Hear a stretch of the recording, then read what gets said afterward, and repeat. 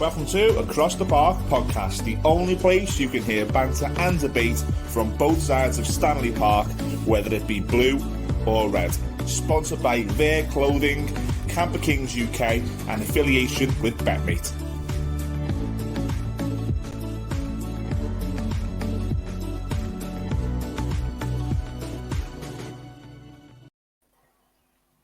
Hello everyone, welcome to this week's Across the Park podcast. As you'll notice if you're watching on YouTube, it's just the three hosts this week, or the three podcasters. Myself and Millsy on the blue side, and we've got Gary Murray on the red side. What we'll be doing in order to try and keep it balanced, I'm going to be playing the role of host. I'll be referring to Gary on the red side for the red issues or the red commentary from the weekends, if you like, and Millsy for the blue side. Just before we get started, massive thank you to our long-standing sponsors, Camper Kings. Great time of the year to get out in a camper van, go and explore the UK. They've got some brilliant deals on. Check them out on Instagram. I believe it's Camper Kings UK, isn't it? Camper Kings UK. Yeah. And then on the internet, I think it's camperkings.co.uk. If not, if you're as stupid as me and Judge, you obviously are. Get into Google and just Camper Kings UK. You'll find them. Or drop us an inbox if you're not sure, or tweet us or whatever. We can send you in their direction. And if you do, and you quote Across the Park podcast when booking one of their fantastic camper vans, you'll get a free bottle of bubbly and free insurance. So check them out. So we're gonna get into the weekend that's just finished, unfortunately, and I'm still reeling from yesterday's game. Anyone who's not sure to the extent it was reeling, you can check out the instant match reaction. I believe Gary's made a little GIF to go on our socials. There was quite an amusing moment. I can't remember it. And do you know what? Not only a GIF requested by a viewer actually said, "I want a Gary Judge GIF." I'll be honest, Millsy, but in this context, it is. So we are gonna go to the red side first and foremost. We were getting the Blues. Millsy opens our little intro talking about the only place to get banter and debate. There was plenty of that flying around on Saturday as the Reds made their way down to Wembley. You can check out a very small 2-minute clip. If you're a red, I would do so. If you're a blue, I probably wouldn't, because it'll just wind you up. But the Reds are used to very small 2-minute clips, aren't they? So it's nothing unusual, is it, Gary? Nothing unusual, lad. 2-minute punches. I don't even know what you're on about. So anyway, without further ado, I'm going to hand over to Gary. Obviously, talk us through. Gary, it was a great day for you, as it has been the last couple of times you've went there. Talk us through the experience, the day in general. Yeah, do you want me to spell it out for you, just to give you some sort of aspect of what it's like going to a cup final and winning, or 3 minutes 19 seconds to maybe 30 minutes into the show when we start talking. Yeah, it was. As you started there, it was a great day. We met early doors, 7:00. Our bus left, and from then on, it was plenty of singing, plenty of drinking, plenty of good times and excitement going towards the game. As you've seen, if you did watch the pre-match on the way down there, little podcast we done, as you mentioned. Me and Terry were on the same coach, so we had a ball going down with a few of the other lads, Jolie and Curly. Plenty of ale, which was absolutely ridiculous, which is why I'm sure Millsy can't wait to bring in.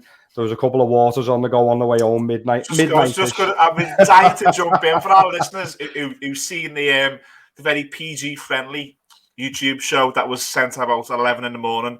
Me and Judgy were getting the very un-PG-friendly 11 p.m. videos, but they didn't party too hard, because I noticed it and Judgy noticed it.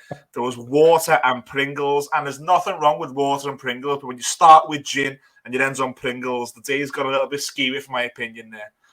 Not when there's an FA Cup in the middle of it, Mills. The day has gone fantastically.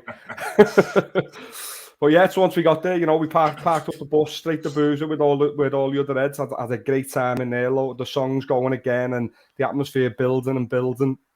Got to the ground, and same again. It was another great day. I think you know what, Liverpool done themselves proud. Really thought we dominated the game in large amounts. There was a few Chelsea chances, which you'd expect in these big games. They're going to hit us on the break. They're going to get those chances, but think on a whole, we deserve to win that game. And just unfortunately, to be honest, I think that the fact that it's gone to extra time, we've gone through another 120 minutes, and we're already playing every single game on in the calendar year this year. The fact that we're going to 120 minutes as well in 2 cup finals, and we've got another one to come. I'm hoping that doesn't cost us in the long run. Just before you carry on, I'm trying to chip in here because there's no other red. I can't say I agree that you completely dominated the game from start to finish. I think the first half an hour, you were all over them, and Chelsea looked rattled, and I was like, if they score here, they'll probably tonk them here.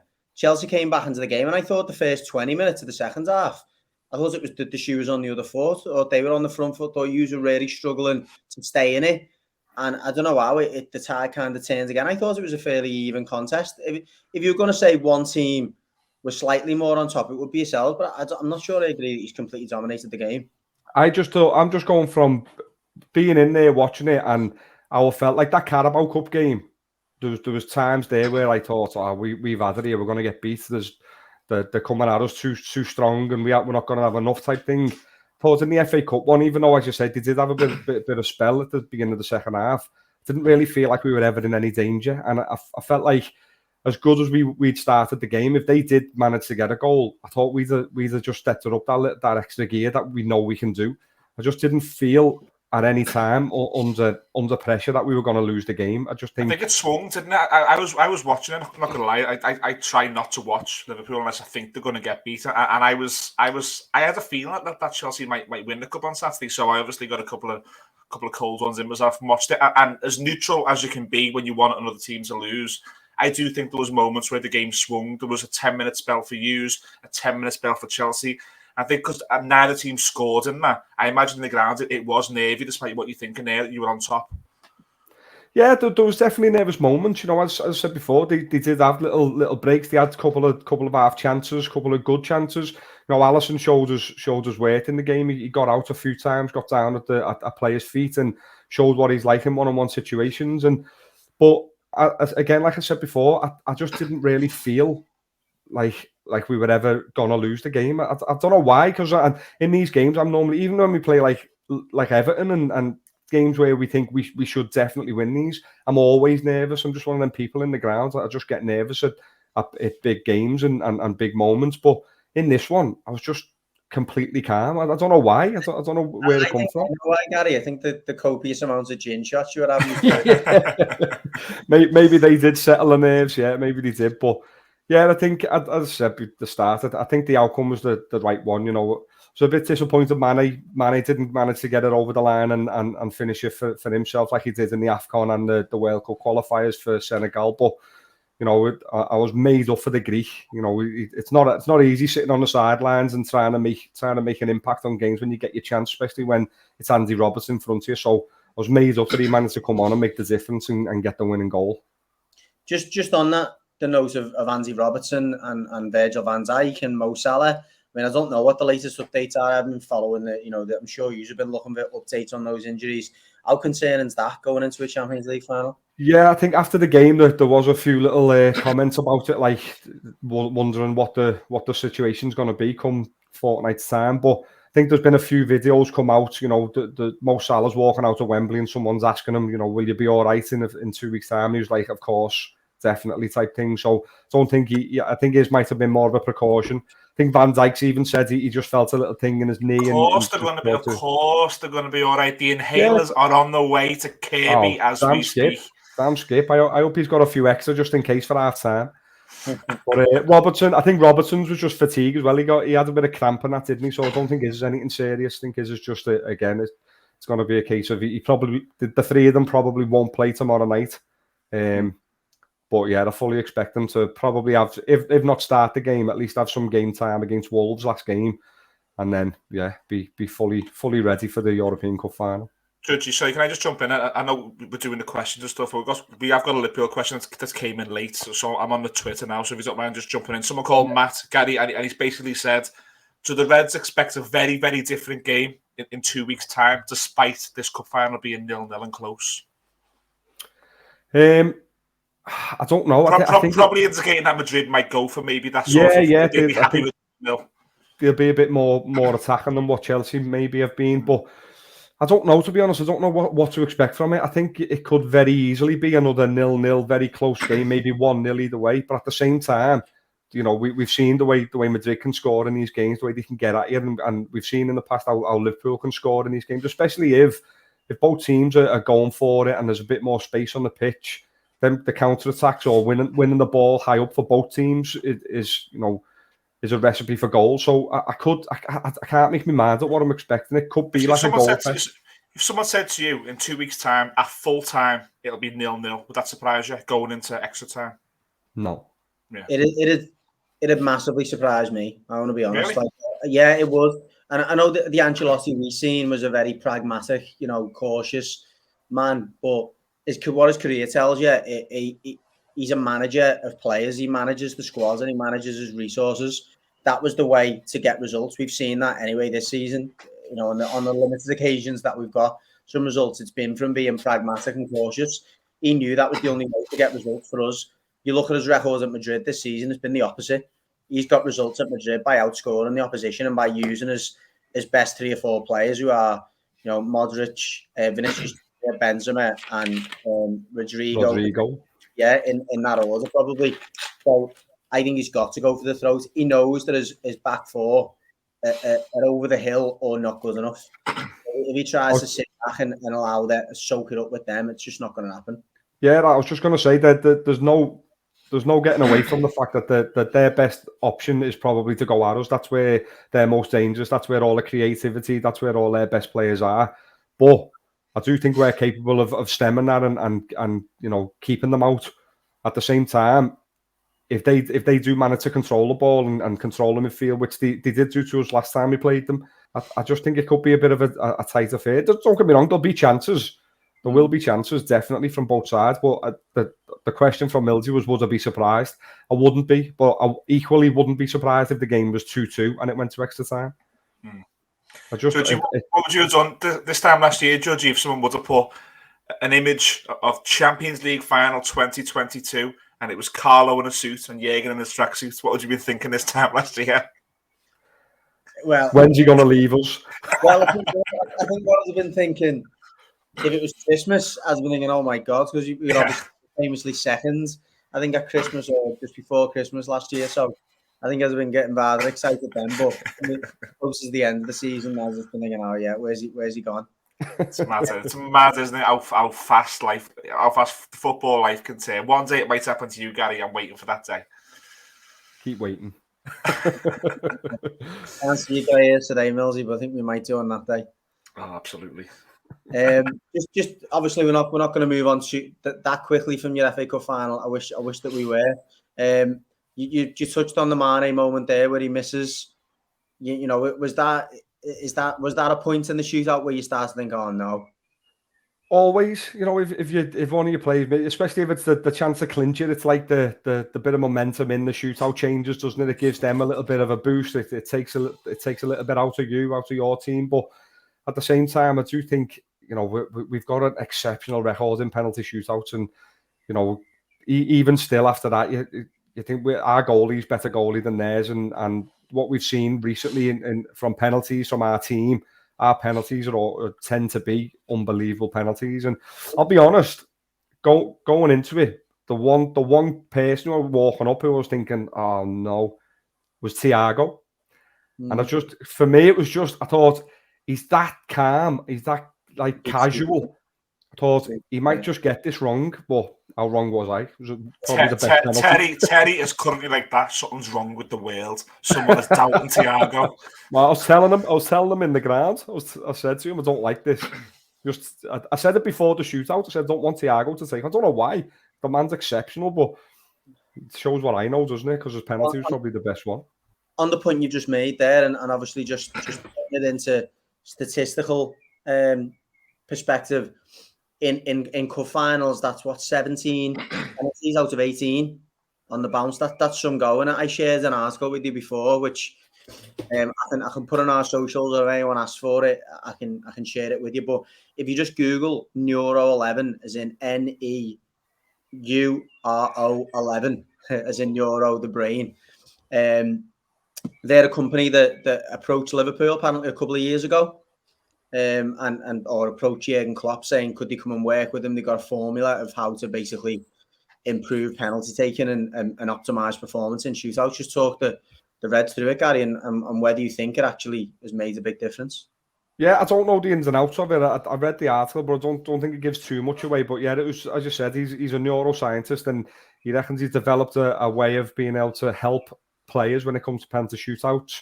I think I did see something else on Twitter as well, sort of half relating to it, where it was they showed Klopp immediately after the final whistle, and I think within 30 seconds or a minute and 30 seconds, he'd already had the conversation with the penalty takers, who was taking them in what order, and was out, and then that was it. He was just walking around, smiling, hugging, having a laugh, talking about, just in general. And then it went to Tuchel, and he was still umming and ahhing. He was still in the middle of the circle of his players. They were still deliberating over it, like 5-6 minutes in after the final whistle.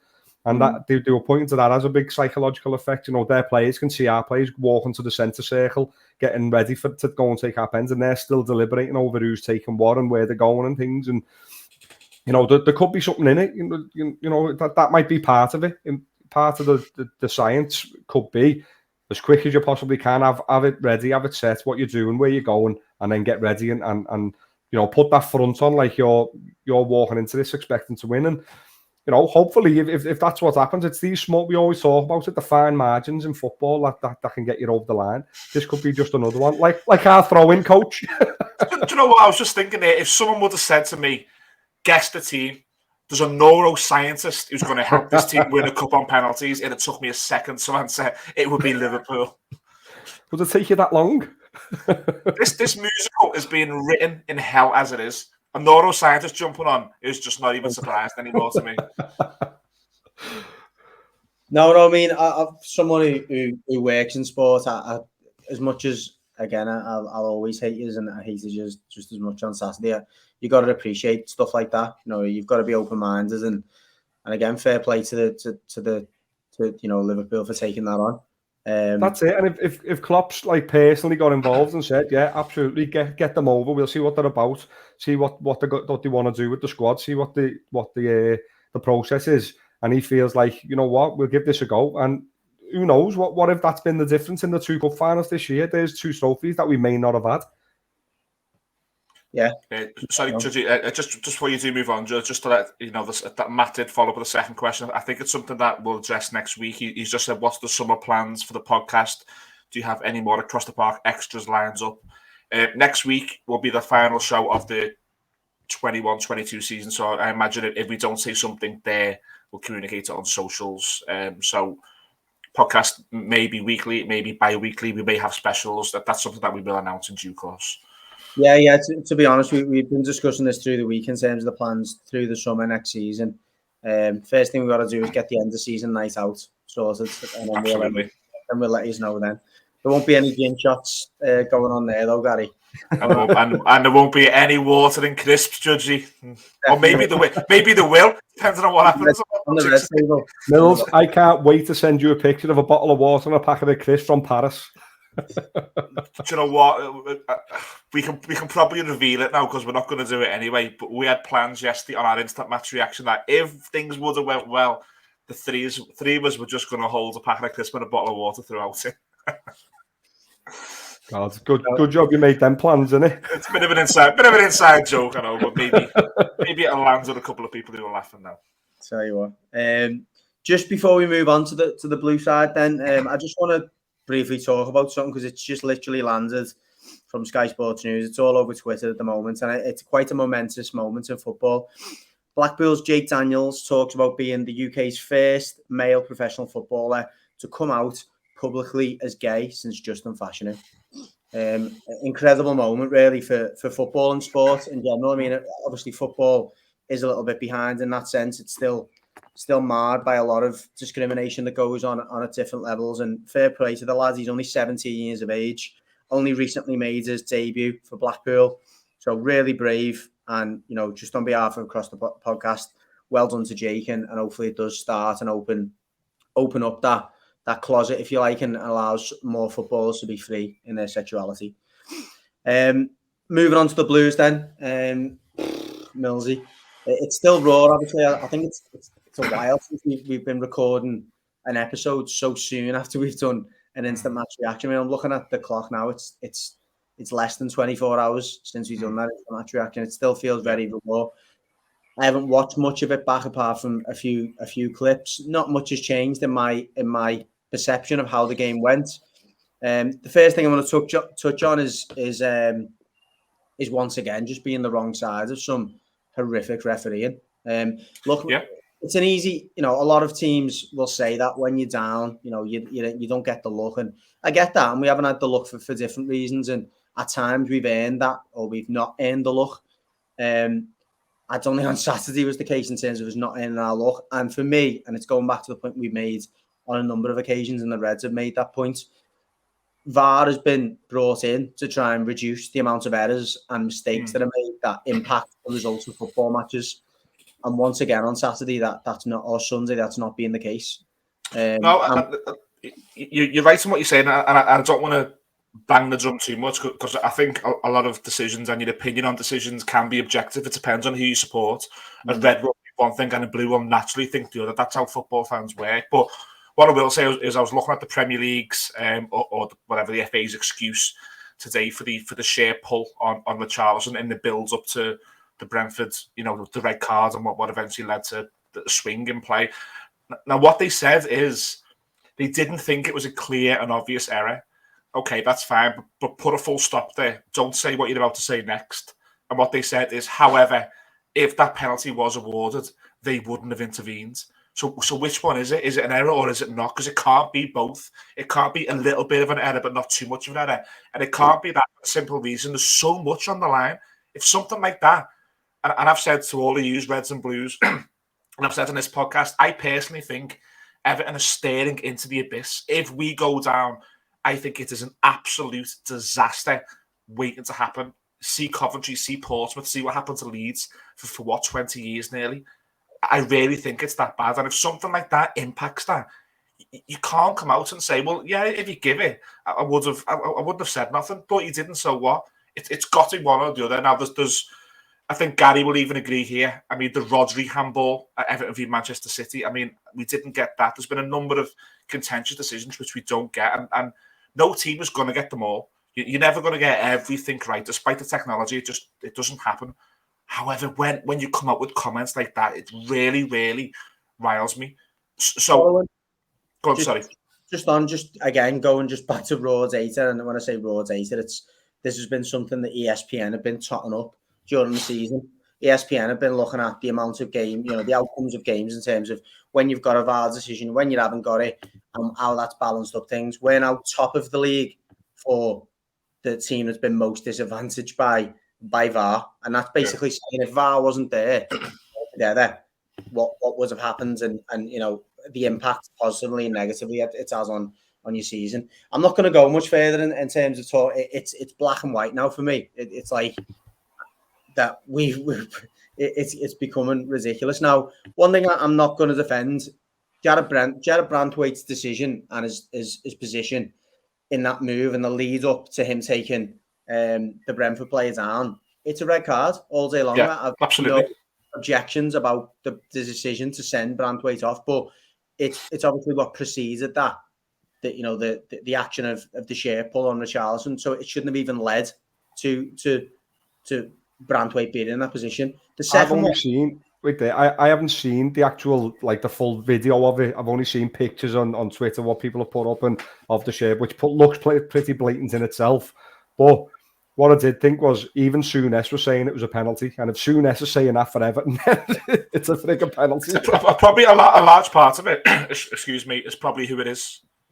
And I think that's what it is. And there's always the risk. I've been on this show, and I've said to you for years, Salah will one day cost you a decision because of what he does. I can't come on and say it doesn't happen to us. Richarlison does go down an awful lot. He buys free kicks, he time wastes, and that is naturally going to come into decision makers' minds that, hang on, has he once again made the most of that? And if you're thinking that quick and then there's a break, I forgive the referee.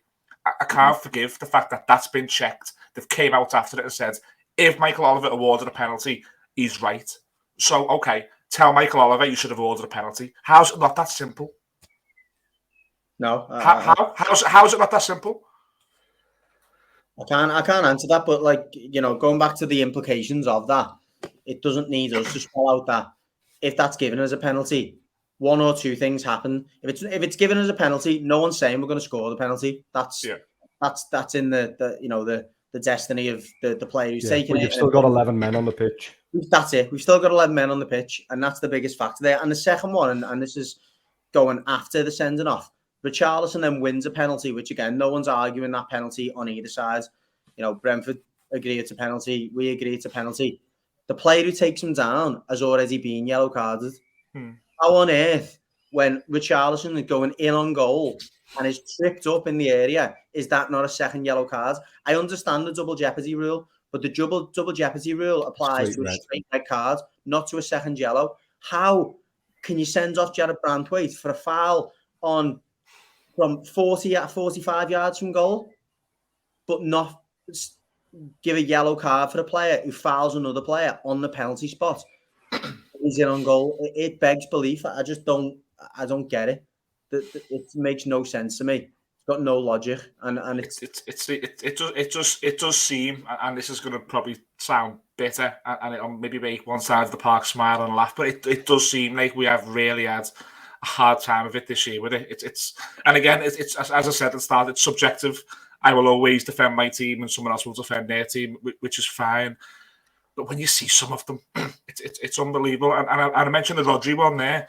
The implications for Liverpool to do a quadruple. If Liverpool don't do a quadruple and Everton could have stayed up at the same time based on one decision, it's unbelievable. You've got to start getting these right. No one liked VAR at first, and it's been tinkered with. There was moments where they were looking at things, a minute into a build-up and stuff, and they have tinkered with it. And I get it's a work in progress, and it may get better.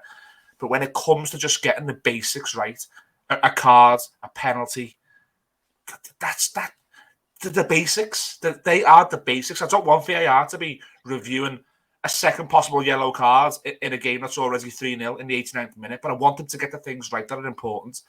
And for me, and again, it sounds a bit bitter, I think we've been on the receiver end of quite a few naughty decisions this season. I've seen a few things on Twitter, and obviously you're going to get a handful who are saying this, but I just want to put it to you to see what you're thinking of it. There's a few saying it's blatant corruption.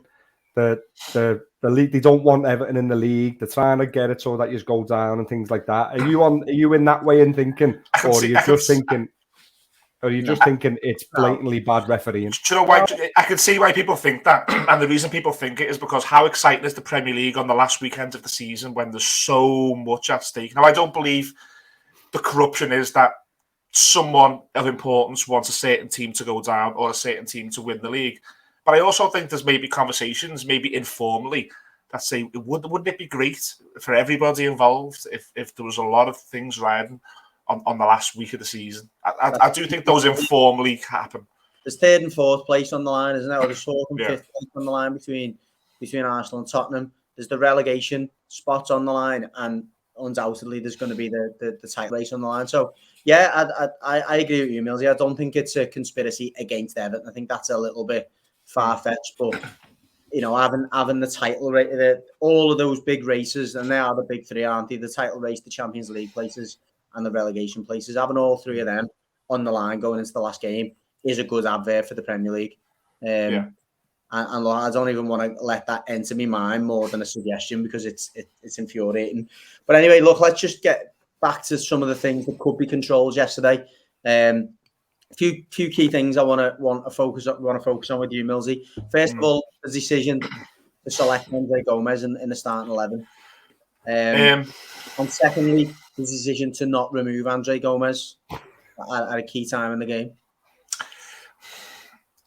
See, it's fine margins. If you remember when I think it was Frank Lampard's first game in charge, Andre Gomez was man of the match against Brentford. So when we don't have Delph, and there's an argument that Everton were maybe a little bit more ambitious yesterday, despite the fact that they kept with those three centre halves and the wing backs. I can see why it crossed his mind, but again, as fans, I'd love someone to fucking run it by me first. I'd have told him exactly not to do it. And yet, you've had the second point is when we are 1-0 up and when we are 2-1 up, and you have a choice between Alan and Andre Gomez, it's a no-brainer for me. And I'm not Alan's biggest fan. I think Alan blows hot and cold, and I can probably see a scenario where it's maybe beneficial for Everton to replace Alan in the summer if we do stay up. However, good God, when Fabian Delph's not playing and he's that link between defence and attack, and he will get stuck in, and he knows how to win a ball and do something with the ball when he gets it, compared to an Andre Gomez, who I imagine has never had a fight in his life. How he manages to play midfield in a competitive league like this. I've never seen him go into a challenge. I've seen him be a victim of challenges. I've never seen him go for a fight. He's more impressive when he's been protected and teams have stood off him. That's when we've seen the best of Andre Gomez. That's not in a relegation battle. It was the completely wrong decision. And what wound me up, and this is one of the decisions, but there was a number of decisions for me that the managers got wrong this week. Despite me being a big fan of the manager, this is not an attack on him. You can get things wrong and I'll still be behind you. That's one of them.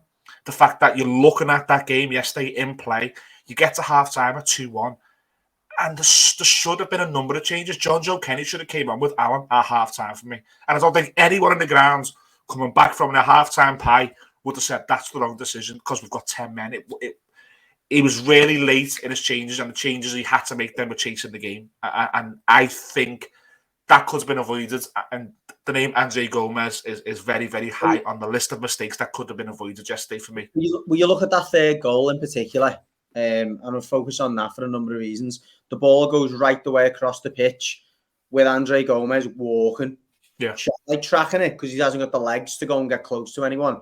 The ball then comes into the box, and their left wing back goes past Alex Iwobi, goes past Seamus Coleman to get on the end of a ball. Two players playing completely out of position.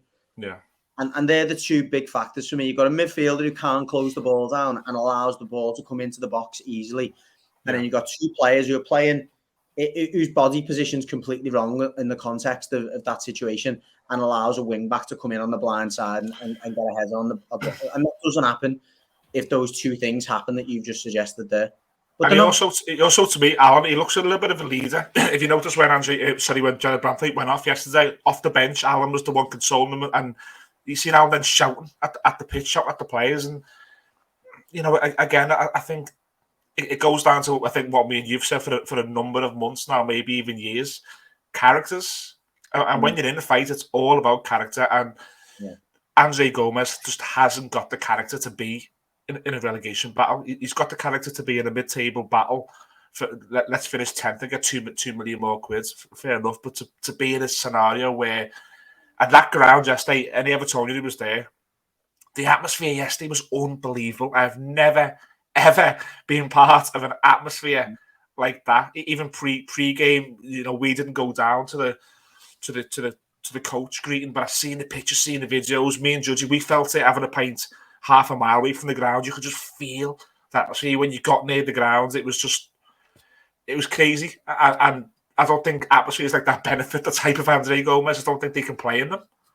I just don't think it impacts him at all. You want players who are going to rise to that, don't you? And the way players, a few examples of that yesterday. I thought Calvert-Lewin's energy was brilliant up until the point where he gassed really at 60 minutes, and unfortunately that's even worse when you've got 10 men. But I thought his energy was brilliant. I thought, as always, Richarlison didn't stop running from start to finish, and again, he's another player like the Burnley game.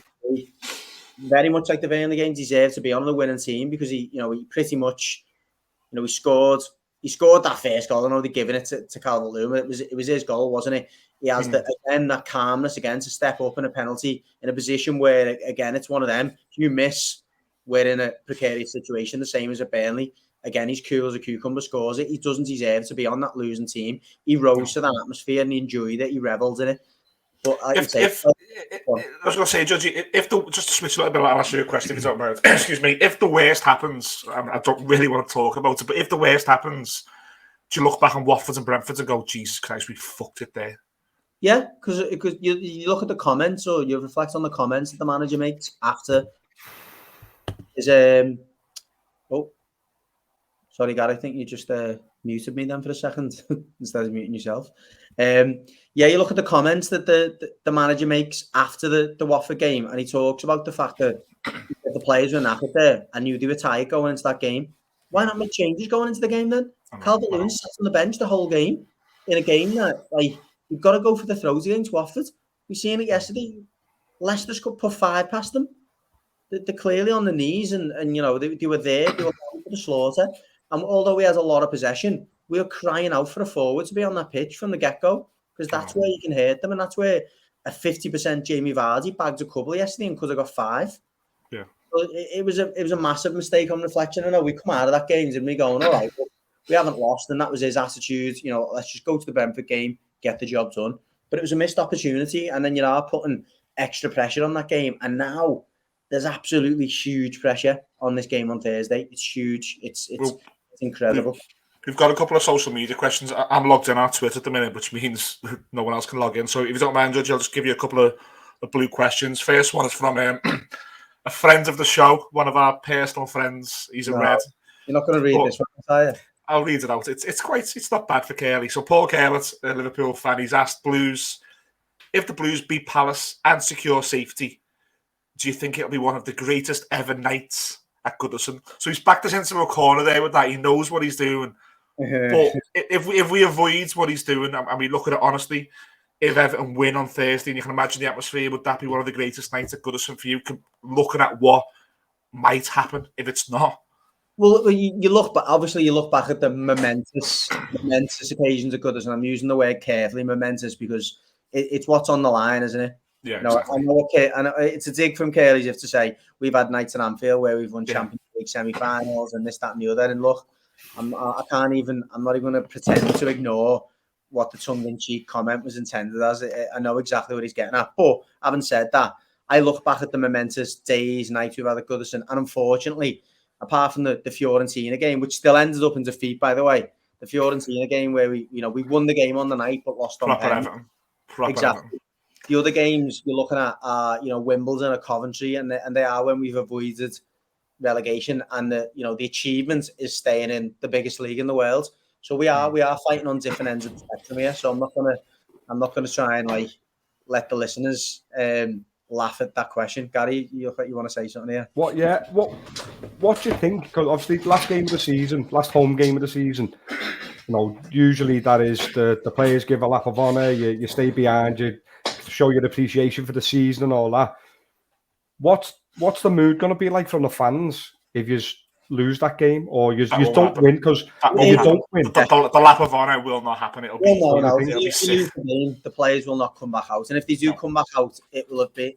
I mean, it won't be a lap of honour. It'll be like a thanks. It's not going to be a parade and bringing your kids on and stuff like that. I think there'll be a plan A and a plan B. I think the club, from a operational point of view and a PR point of view, will have to prepare for, if we win the game, we're going to do the lap of honour because that'll be us staying in the league. If we don't lose the game, this is plan B, and we can't take the piss really and walk around the pitch as though it's some kind of an achievement. Yeah.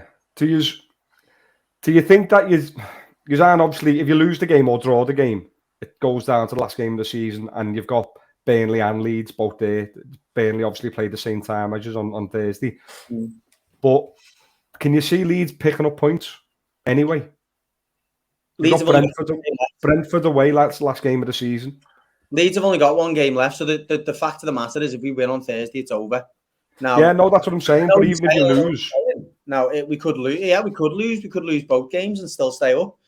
But it would not be anything to celebrate that, and I'd be embarrassed if our players were celebrating that. Obviously they would because they're staying in the league, but I think it'll be a very subdued end to the season.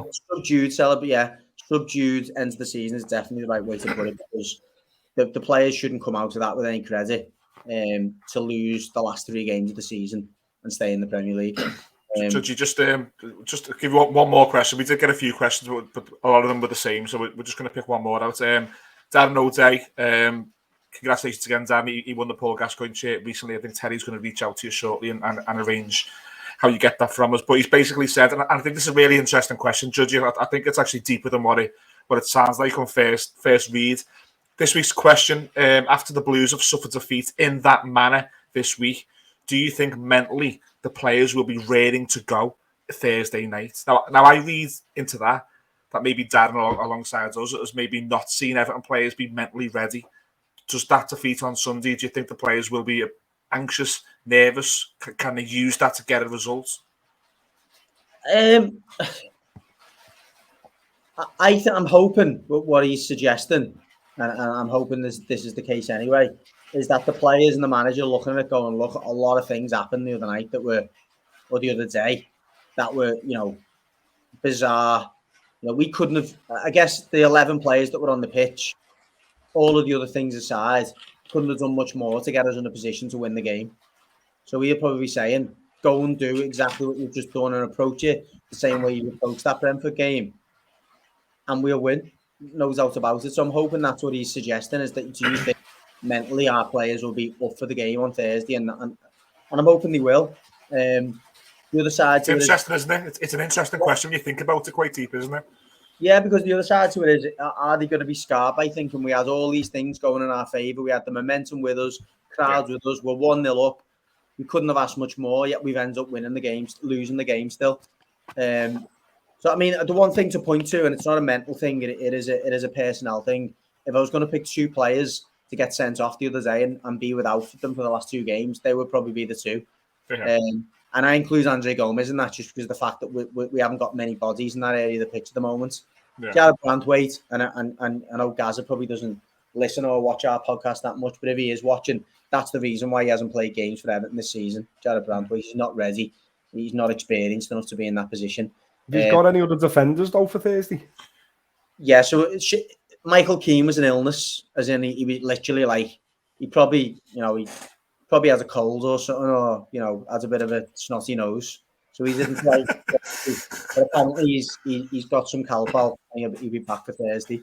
I said, have you got any defenders? I think personally, I don't know if Judgy wants to move on to the Palace game or not. I think it'll just be Coleman, Keane, Holgate. It will be Mykhalenko. I think that's what it'll be. But I mean, if any of Coleman, Keane, or Holgate don't make it, I think it's caution to the wind. Then I think because this manager, and I've disagreed with this, but he's stumbled on this formation now, which has got us almost there. He's very, very reluctant to change it at the moment. And this maybe goes back to when myself and Judgy with Pricey, we'd done the instant reaction to Frank Lampard joining. And I remember Judgy there and then said, don't expect, him to rip it up. Expect him to find a style that just works until the summer. And I think that's what he's doing. He's very, very reluctant to change that. It's visible. You go to Watford playing 5 at the back. You'd have Brentford at home. You play 5 at the back, albeit wing backs, but it's still 3 centre halves.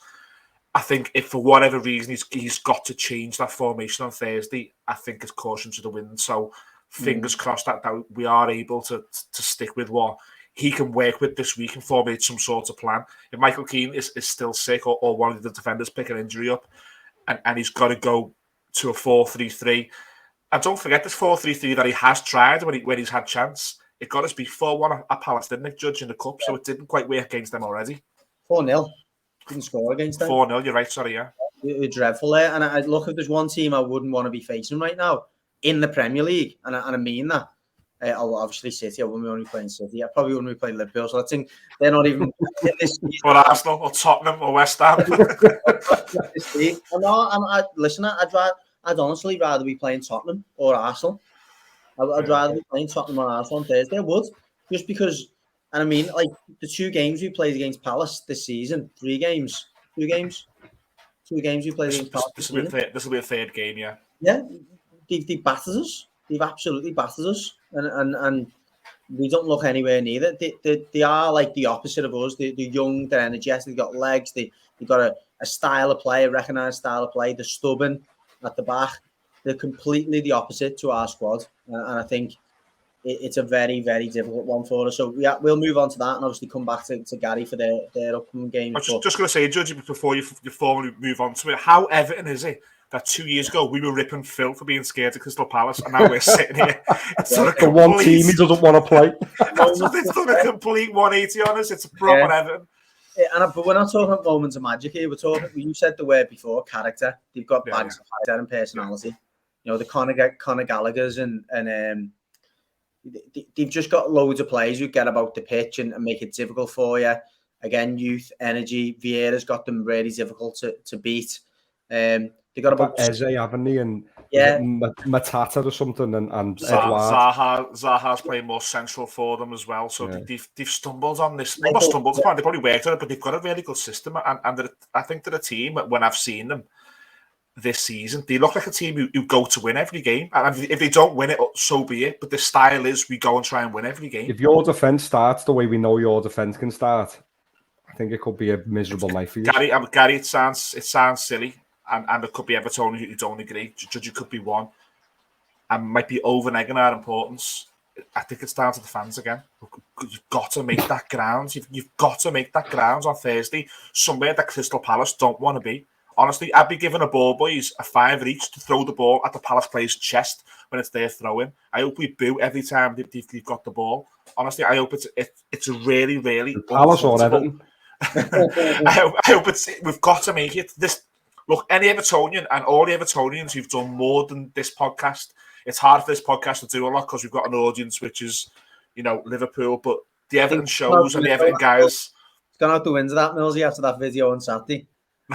Yeah, of course. But look, the guys who've done all this work and the fans who've got behind it, like me and Judgy we've got behind it, we've supported it. Look, I'm not the voice of the fans, but listen, this is our absolute last chance to make a difference. All this, we've got to drag these players over the line. All this, we can make a difference. I got goosebumps on the holiday watching the Chelsea coach, the Everton coach against Chelsea. Goosebumps. I was showing. My wife was bored sick of that fucking video. I kept showing it to her. Every other beer I had, I was going, look at this angle of this video. I got goosebumps. So imagine what it's done to the players. We can see what it's done. This is our last, and you know last chance. Yeah. I go back to it. We flew out the blocks against Brentford. We did. If we'd have got that penalty, I think we just steamrolled them 4 or 5-0. They literally couldn't get near us. It wasn't like it wasn't play. It wasn't brilliant play. It was just aggressive, in your face.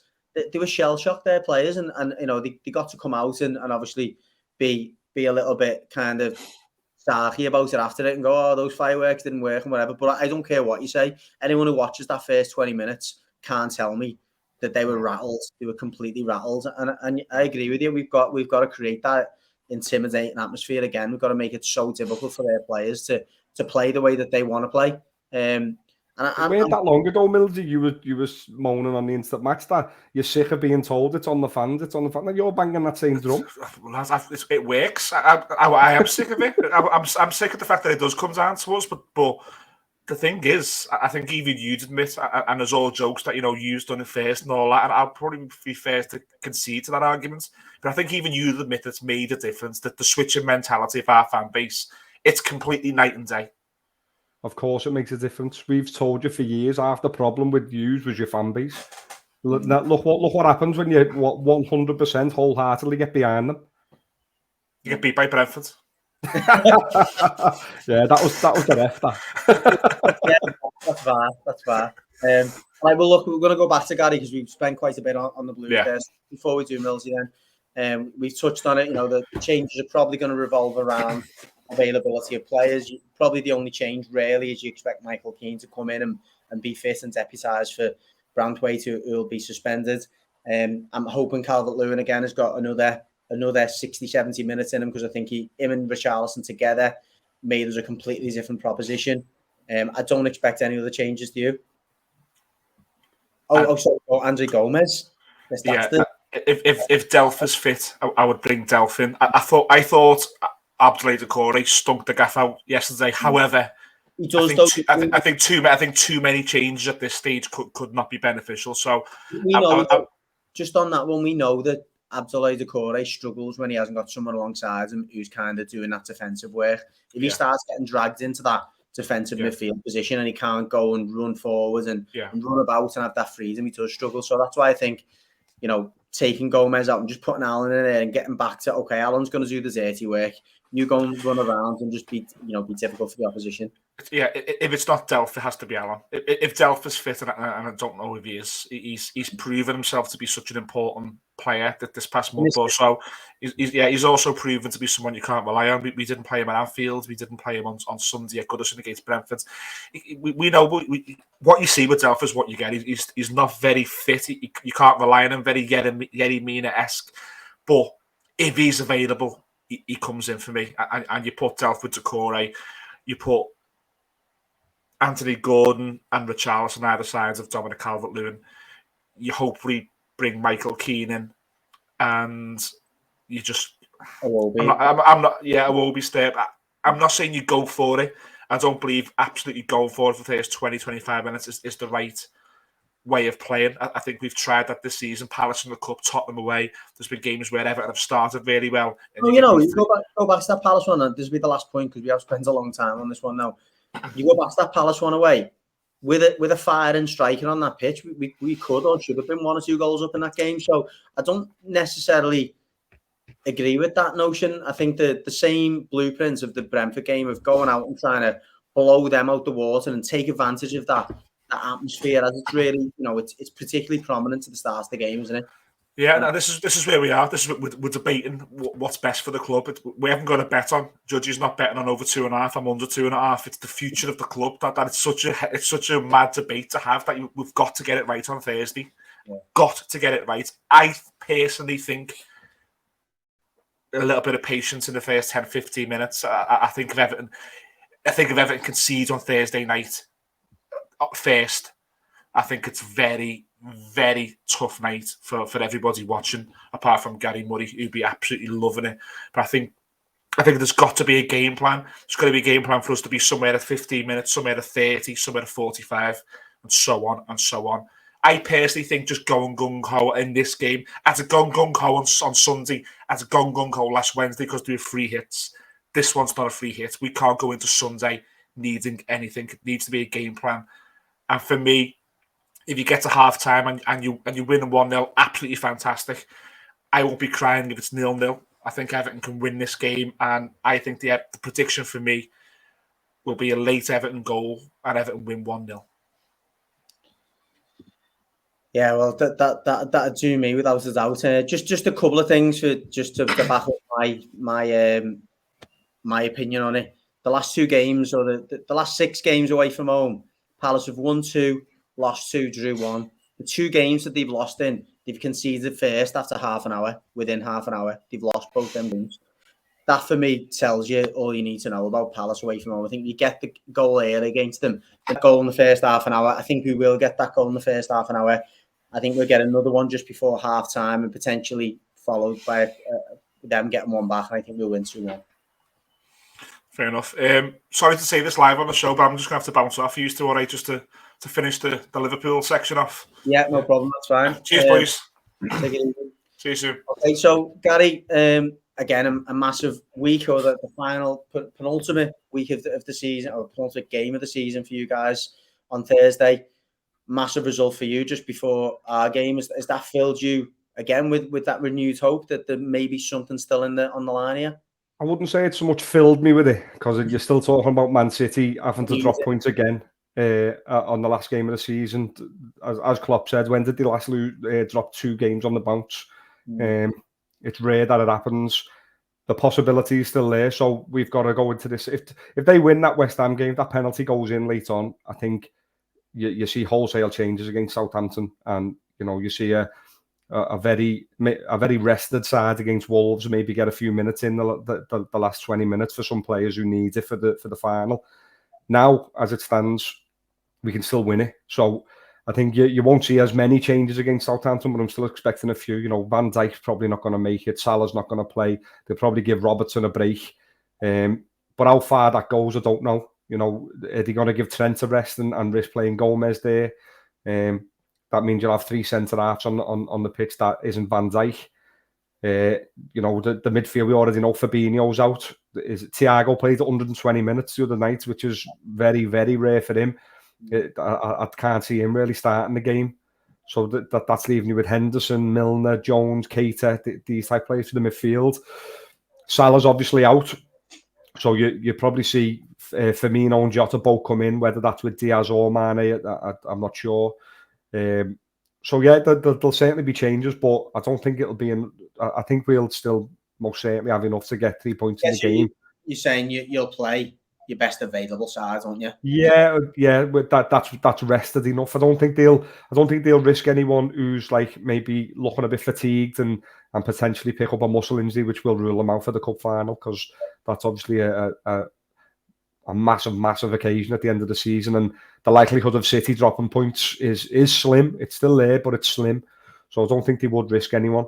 Having said that, I still think whatever team we put out, we'll still be able to beat Southampton. You know, what's on the line for us is massive. So to go into the last game of the season with the potential quadruple still on the cards is, you know, that we're a win away from it. So I do think we'll get over the line. I'd probably say go a comfortable 2-0 on there tomorrow night. But then, yeah, going into the last game, I think it's a mad one, because how strong do you go? We've obviously got to win the game. We've got a better City's result. Well, I say better, we've just got to win, no matter what. So I just don't know how strong we'll go. Will we do the absolute strongest 11 we've got available? Or will we have one eye on the cup final and maybe give a couple of key players a break with a view to we'll still have enough to beat Wolves, who've got nothing really to play for. I think if both teams win on Thursday, I can't see how Jurgen Klopp won't play his strongest team.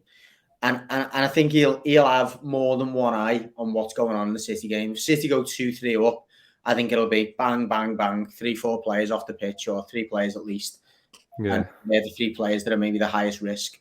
I think he'll be really closely watching that result, because that result obviously underpins how important your game is and how much you can actually stretch your own players. Yeah, that's a good point. I'm sure he will. He'll certainly have somebody in the back keeping an eye on it. But even if he didn't, I'm sure he'd get the feeling around the ground if anything major happened, because the second Coutinho bangs one in the top corner, I think his name will be getting sang round Anfield. But it's deal with Villa as well, isn't he? Yeah, but listen, I don't think if you ask any Liverpool fan, if you ask every single one, I think you'll probably get 98% saying, nah, the City won't drop points again. But stranger things have happened. You know, it's still there. It's still a possibility if we beat Southampton tomorrow, and I'm certainly not writing it off. It's definitely not unthinkable that it has happened. So, you know, fingers crossed we get there and Gerrard can do us a favour. Go on then, some predictions then. I'll say 2-0 for Southampton. A comfortable game that we don't overly stretch ourselves, but we get the job done. Wolves, obviously it's difficult to predict that with not knowing what's going to happen tomorrow, but on the basis that we win 2-0, I'll say 3 or 4-0 against Wolves.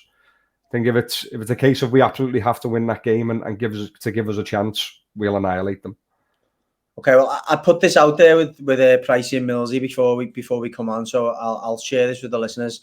If Everton don't get a result on Thursday, and it's the unthinkable, as in if we don't win the game, we're probably going to do a kind of build up to that last game, because it'll obviously be a huge game for Everton. Assuming we win the game, which I'm hoping will be the case, we won't be doing that same build up, because obviously it's not going to have the same magnitude. Yeah. We'll kind of run it by the Reds, because there's a few more permutations with the Reds. It's kind of, it could be a big game, it could be a nothing game for them, I guess, the last game of the season, so we'll see how those results go. But the intention for any of the Blues who are wondering, and before we get questions in, if we don't get a result on Thursday and that Arsenal game means that, you know, it's a critical one for us to get a result from, then the intention is on Friday for us to release a show pretty quickly after the Palace one, just previewing that game, and we'll see how the Liverpool results pan out. But I think that's about all for this week anyway. Just one last thing. I just hope at some point on Sunday there's a visual of as it stands and Liverpool at top and Everton at 18th. That'll hurt. And for the rest of the listeners and viewers, that will be the last Across the Park episode you'll ever hear. Well, it'll be the instant match reaction after our game will be the last ever one. We'll have to go and find some Wolves fans who love watching championship games. Do the podcast with some other people, because that won't be for me, that. But anyway, I'll leave the Reds with that thought. And for the Blues, again, like Millsy said, all about Thursday. Let's get behind the team and hopefully get us over the line for next season. Take care. Catch us all. Hopefully not on Friday. Hopefully next week.